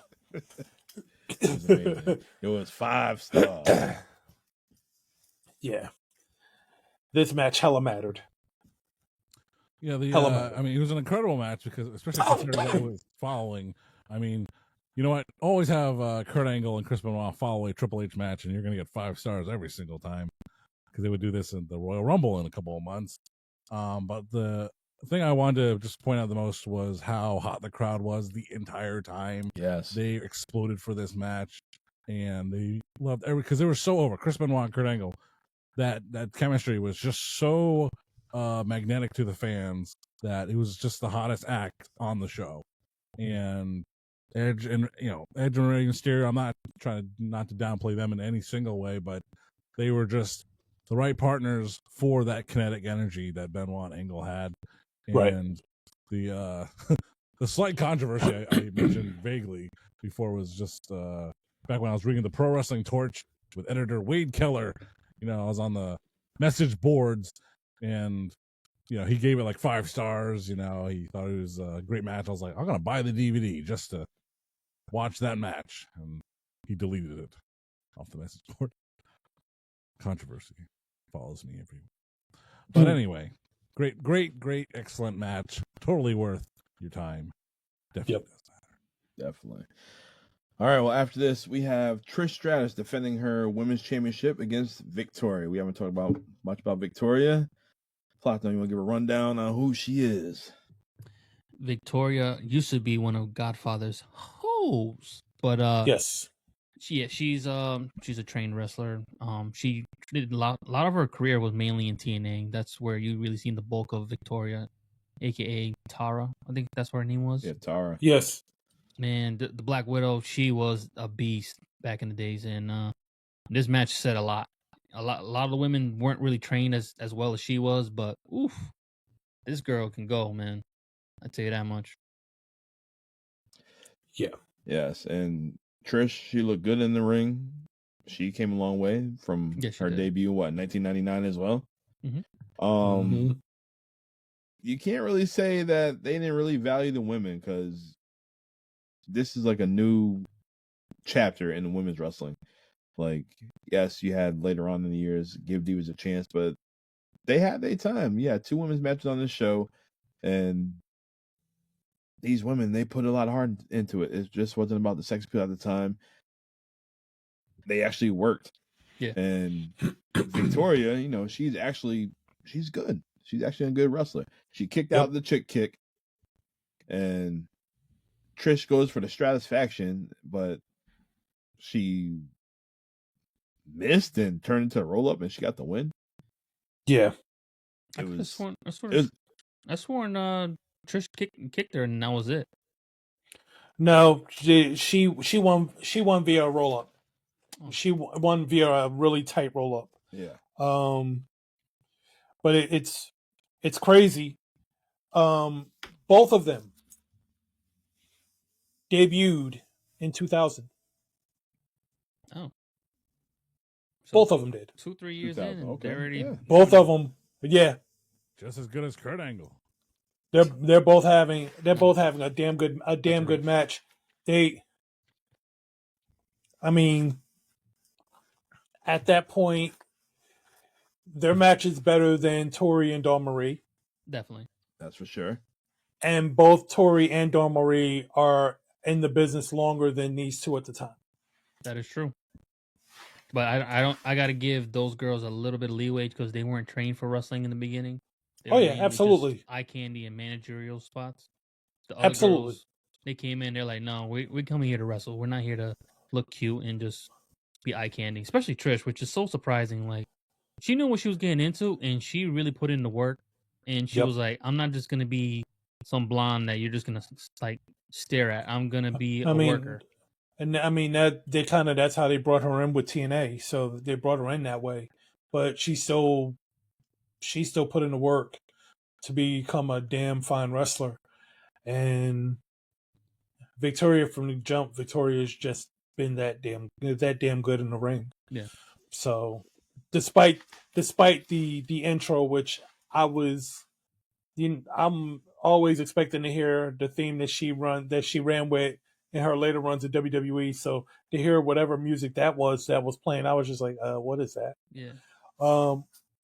But I also want to talk about the aftermath because you don't see a lot of that anymore. Like, it was almost like a UFC style where the guys are like, taking the fighter off the other person after they already beat the hell out of them. It's like, the match is over. Push them off the way. You don't see that a lot. I mean, granted, the referee's normally not bigger than most of the other wrestlers when they're pulling them apart. But I saw that. I was like, oh, I like that. That's a little bit of element of like a little realism that they don't show enough of. Well, I mean, she did kick her straight in the jaw after she was like, she's holding up the title. She turned right into a kick right in her jaw. So yeah, I'm happy that the referee wasn't just looking at her like, hey, don't do that. That he actually got involved. And I agree with you. Refs, I mean, these refs can put their bodies on the line to kind of at least get in between people, trip them up, take them down or something. Not have 18 people come and do this. And then they still manage to go in there and do whatever they're going to do anyway. So, that whole premise of Trish was celebrating her victory and just caught a foot right in the mouth. It was funny to me. I was like, oh, I guess this isn't over. Yeah, she kicked the hell out of her. Like, damn. Like that was solid. But yeah. I see Strap may be thinking of something. He may not be thinking of something. He might be thinking of nothing. It's main event time, Dom. It's main event time. All right, let's He's thinking of nothing, in other words. Yes. I'm hungry. Yep. You going to Wawa's after this? For food. Ooh, Wawa. Who's going to Wawa? Longest show of all time. All right. Main event time. Main event time. Brock Lesnar and The Undertaker inside Hell in a Cell. This just wasn't for a title. This was a war. We have a young and unstoppable Brock Lesnar, a rookie at this time, going against the vet, The Undertaker. Both men, they're bleeding buckets, refusing to quit. BDC, I know you are a Taker guy. I know this match matters to all of us. My question is for you but did you know that this is the moment that Brock was like, oh, this is the moment that Brock was going to be the guy from this match right here? Oddly enough, I always had a suspicion that he was going to be literally the next big thing. This match solidified it in so many ways, though. I mean, he got into what they call the Devil's Playground. He got into Hell in the Cell with Taker. Yeah, Taker had a broken hand with a very questionable cast. But, knew Taker was going to use that as a weapon. He had Paul Heyman, but Paul Heyman could do really not a whole lot from outside the ring. And Brock went in there and he put it on Taker. When Taker wasn't dominating, because Taker was dominating early, but once Brock started to take over, Brock took over. And you just, that solidified that dude is about to be, he's about to be a big name for a long time. You just knew it. There was nothing about him that said, "Oh, if I could take Taker down like this, who's going to stop me? Who's going to stop me?" And that has been the question ever since, especially this Beast Incarnate version of him now. He's taking down the biggest that they had to offer back then. Who's going to take him down now?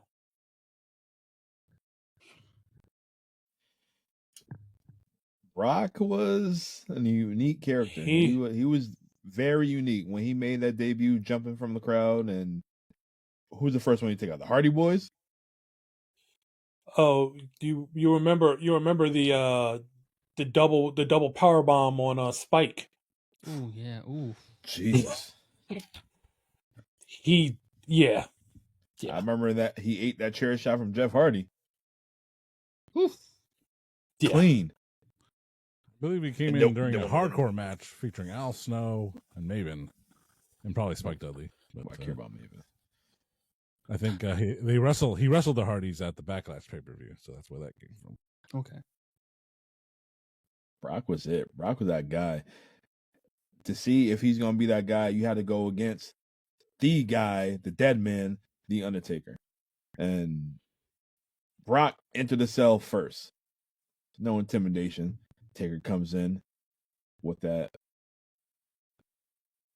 fucked up cast he had on his hand. But but Taker in the beginning of the match, he was bringing the pain to Brock Lesnar. He really was. Oh yeah. He was showing Brock that this is his yard right here. He did this leg drop off the top rope or knee drop. It was terrible. He was like holding on to the cell and the knee drop, and it just looked bad. But Paul Heyman, he's trying to interfere. He's swiping his hands. You trying to get the Undertaker. He had no luck. Hits Paul Heyman with a big boot. This man, he's busted open. Brock eventually takes the chair. He bashes Undertaker's cast, and he ripped the cast off. Oh, my God. Brock takes the stairs, rams in Undertaker's face. Taker, bloodied. Yep. Bloodied. Yep. It's crazy because I really don't remember that much blood in the Ruthless Aggression era like this. But 3 guys like this, all busted open like this, it was crazy because, nowadays the refs got the black gloves in their back pocket and they stopping the match. But, yeah, it was crazy. I think we underestimate just how hilarious Undertaker having Paul Heyman by his tie and pulling him into the cage was. That was hilarious. I'm looking like, he's got his tie. What is he going to do? Pushes him off, yanks him as hard as he can, right back into the... Mm-hmm. That shit was hilarious. Then, I guess that was Paul Heyman's belt. Yeah. That he put around that cast. And he proceeded to beat the shit out of the cast with the... he beat the shit out of the cast. I was like, damn. But yeah, all of that to get it off. And yeah, I mean, that match was rough. It was hard hitting. It was everything you would expect a Brock Lesnar match would be and everything you would expect a Taker match would be. You just would not expect that this would be the type of match they would put on each other because they really wore each other out. They wore each other out. And, I mean, notice, we talked about the entire match. We didn't talk about that bullshit storyline anymore. Great. But yeah, it was like the match didn't need the storyline to be this good. It didn't need it. Which still makes no sense why the storyline was out there to begin with. I'm sure there was some reason that it led to all of this, but the storyline was trash. And it didn't need it for this match. And I mean, ultimately, they would have matches down the road where they did more of the same to each other. Think about it. 13 years later, they had the same match. Different Undertaker, though. Different Brock Lesnar. Different Brock. Yeah. Yeah, think about it. This match overshadowed the damn storyline. Because who honestly remembers this damn storyline? We remember the match, not the storyline. No. Listen. Nobody remembers the storyline. Nobody remembers the woman who claimed it. Hell, nobody remembers the wife he had at the time. No one remembers anything about the storyline. It was all about the match. I remember Sarah. I don't. And I'm a Taker guy now. I Sarah don't. Undertaker's go home promo. Go ahead. Had it on his neck. Tattooed on. And then it was gone. Yeah, I was like, wait, didn't you have? Oh, never mind. Yeah, but it made it on live TV. It never made it into the 2K games. Yeah, that's Then you have like they had barbed wire type shit around the neck. They removed it. They removed it from the game. They removed it before it ever even made it to the game. Oh wow! It was never in the game. He never put like BSK there instead, or did he put No. it on his stomach? That's on his stomach. BSK is on his stomach. But I think what they did was they just removed the name and they left it. Some years they left it bare. Some years they tried to put a pattern there, but for the most part, the name was never there. Okay. 2K24 says slut. That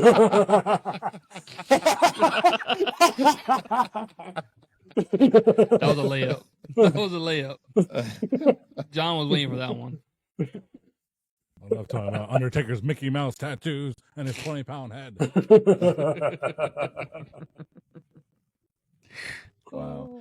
Strap, what are your thoughts on this match right here? This Hell in a Cell match between Brock Lesnar and The Undertaker. I really wasn't looking forward to it at all. You say you wasn't? No, I wasn't, because these aren't two guys I like to see paired together. Especially considering the matchup they had last month.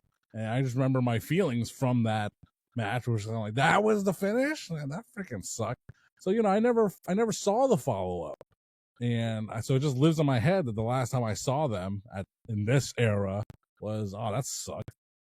So they followed it, they finished, because that match was a setup for this month's Hell in a Cell. And, you're talking about, they meet up 15 years later or something. No, they met the very next year in a biker chain match at No Mercy again. God. Just repetitive, same old shit. I'm sure the match is fine also.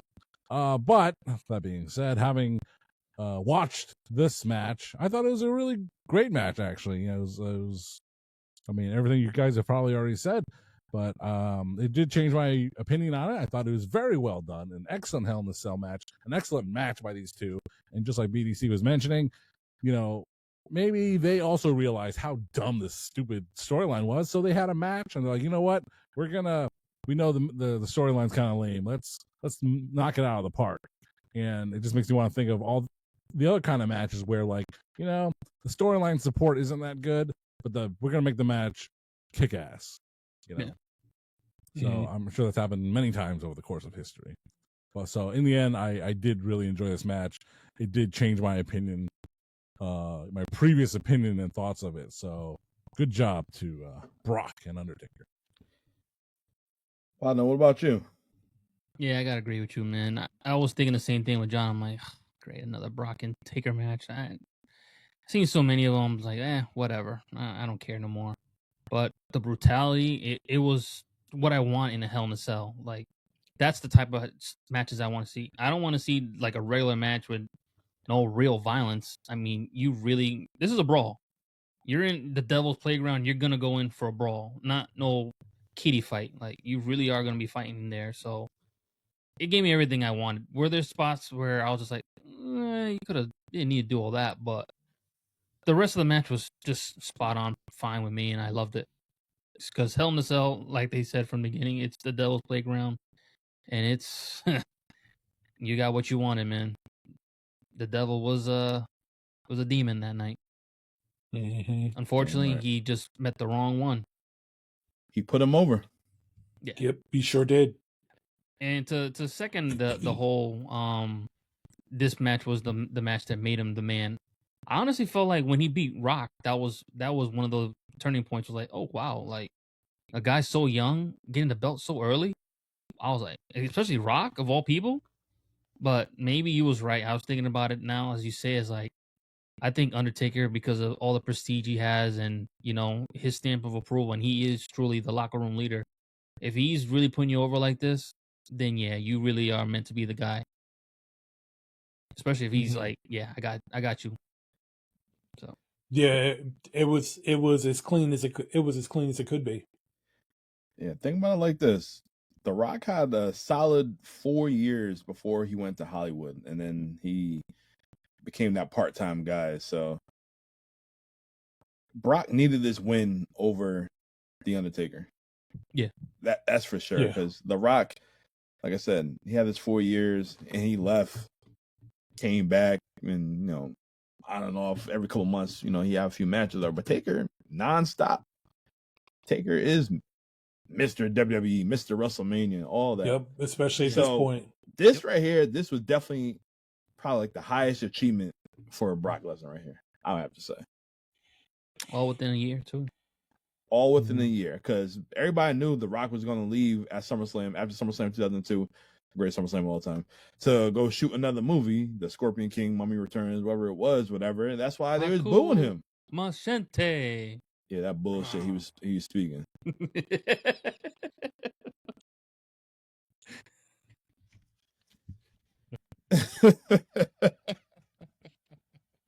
Yeah, whatever that shit he was saying, whatever. But yeah, the fans, they were already like, all right, I'm tired of this dude, keep on leaving. They like Brock. Brock was believable. He's real. He was a beast. The beast. Next big thing. Beast is not even the word. A guy that big should not be moving like he's a cruiserweight. No. That's insane. And I think JBL says in his podcast all the time, like, if we were getting attacked by aliens, let's clone Brock Lesnar like a million times and see what happens. Because that guy's just going to pick somebody up and just maul him. Yep. Because they'll probably like, this guy. And like, oh, shit. Yeah, especially at this time, like, the Beast Incarnate version of him is just straight evil at times. He don't give a shit. But this version of him, it almost seemed like at times his power is unlimited. I agree. Like, he does things, you're looking at him like, how the fuck did he just do that? And it just seems like he's just pulling from an endless well of power. Yeah. And it's like, it's just mind-boggling to imagine at his age back then what he was able to do to some of the best that the WWE had to offer at that time. And I get it. Yeah, it's scripted. You got it, this, that, and the other. I get all of that. But at the end of the day, he has a level of power that at that time in hell, even now, is not really heard of.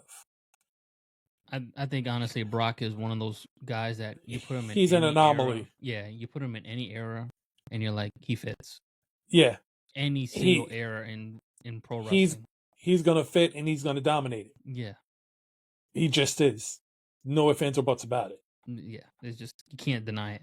All right, so I got a question for you guys. Mm-hmm. Who do you all got? 2002 Brock Lesnar or modern day Brock Lesnar?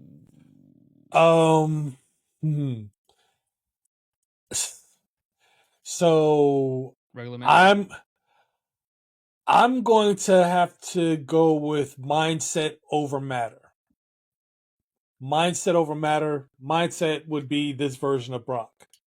2002? 2002? No, My current Monday? version of Brock. Yeah, because like I said, mindset over matter. Yeah. Because this version of Brock Lesnar is fully aware of what that Brock Lesnar can do. But that version of Brock Lesnar does not have a clue as to how mentally dominating this version of Brock Lesnar is. Yeah. This version of Brock Lesnar will fuck your head up before he even gets in the ring with you. That's true.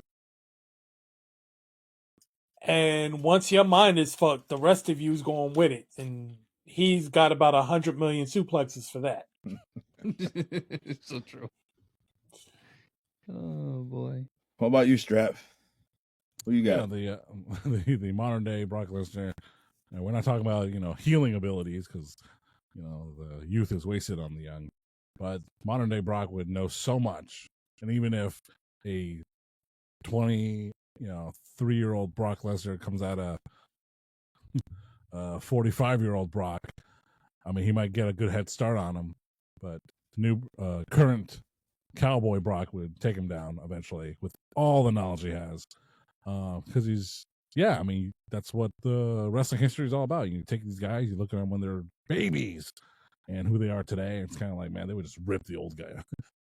They could rip the young one apart very easily sometimes. Yeah. Unless you're Kurt Angle and you're a broken man.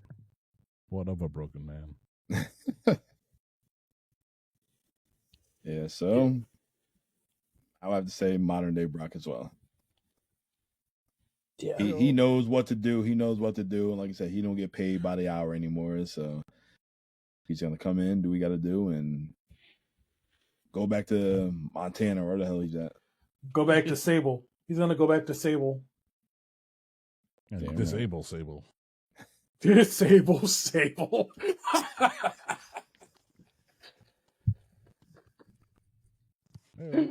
Lord. John said it. Not me. T-shirts. I'm good, Rock. T-shirts. Yeah. Brock, I'm good, right? We're good. I think You'll never meet Brock. that's fine. Nope. Somebody get a picture of Brock. Out of 4 of us. That's never gonna happen. Good man. Yeah. John be the one. Hey, I remember you. You're that guy. Brock would kill you before you get a picture with him. You're that guy. You make steaks. Tajiri. Oh, yeah. You say Tajiri. Tajiri. Oh man. Well, you know what, SmackDown BDC? #1 announcer, Strapfax. Strapfax, yes. BDC, hell of a show though. BDC, hell of a show. This show definitely does matter. Indeed. I like this show. I dig 2002. I dig this time period right here, and it's definitely bring me back. And good choice. Yeah, I gotta agree with you on that. This show matters. Indeed. But next week is my choice. Since it's Halloween season, we gotta do a Halloween Havoc. Ooh. But I'm gonna take it back to 1989. God damn! Oh, sorry. Yes, not gonna be 98. It's gonna be 89. BDC. It's gonna be 89. We talked about previous 89 WCW shows. I'm like, I kind of want to see this show. Plus, this was like a top 5 WCW Halloween Havoc right here, and I'm gonna run through the card right now. In our opening match, we have a 6-man tag team match. We have the Samoan SWAT team of Fatu, the Samoan Savage, and Samu taking on the Midnight Express of Bobby Eaton, Stan Lane, and Platinum's boy, Dr. Death, Steve Williams. Really? That's your opening match. Actually, I take it back. That was the second match. I missed the first match. Don't. Don't. The first match. The first match is Tom Zink and Mike Rotunda. Never mind. The first match was the first one you said. The second match is that tag team match I just mentioned. Yeah, I need that brick right there. After this, we have Tommy Rich taking on the Cuban Assassin. Are you an Thethan? Or are you an errand boy? The guy shopping at the Tampa Armory again? All right, after this, for the World Tag Team Championship, the NWA Tag Team Championship, we have the dynamic dudes of Shane Douglas and Johnny Ace taking on the Fabulous Freebirds of Michael P.S. Hayes and Jimmy Garvin. Okay. You want to see some Shane Douglas? You want to see people power? You want to see this match right here? Nah, I don't care for these two. Just care about Freebird. All right. Well, after this, we have another tag team match. We have USA Doom of Ron Simmons and Butch Reed taking on the Steiner brothers of Rick and Scott Steiner. Damn. Yep. I'm gonna light this match right there. If you guys remember, there was a woman that we don't know who pulled the leg and caused the Steiners their match. Check the archives. Yes. Last WCW show we talked about. I know you're talking about. Yeah. All right. Our next match is for the NWA United States Heavyweight Championship.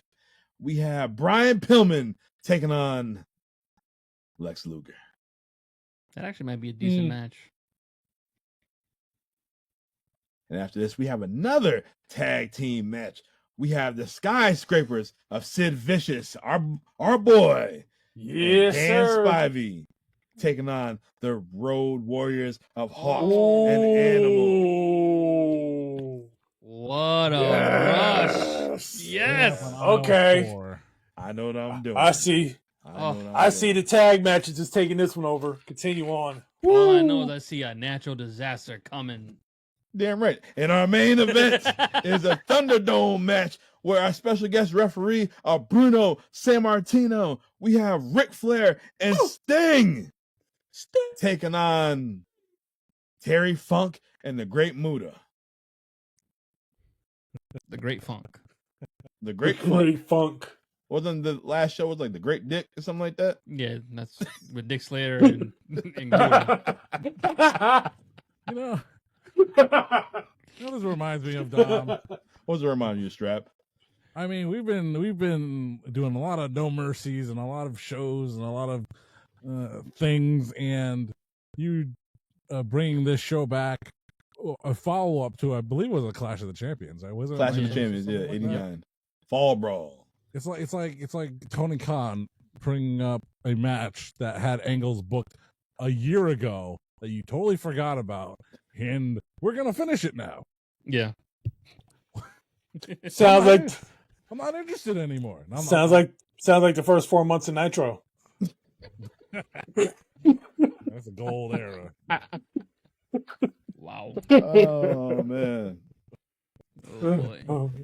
Halloween Havoc 1989. My choice. Closing out the month of October.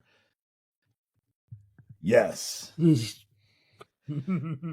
Well, that wraps up No Mercy 2002. This show had a little bit of everything. You had your storytelling, you had blood, you had some tag team magic, but most and foremost, you had ruthless aggression. Yeah. This is a good time in pro wrestling. Shout out to BDC for picking this classic. This show was hot. And you know what? Thank you guys for, being a part, as always. Platino Strap and BDC. This is a good-ass show. Fans, we want to hear y'all thoughts. Write in the comments. Let us know, what's your favorite match or moment of No Mercy 2002? Remember to like, subscribe, share, and comment. That's what we do. Next week, Halloween Havoc 1989. Then we're going to bring more heat in the month of November. It's Survivor Series season. You already know what that means. We might get a potential War Games. We might get one. But we're going to see. But until then, I'm Notorious One. I am Dom. I'm here with BDC. I'm here with Poppy Platinum. I'm here with Strap Facts. And we will see y'all next week. Boom.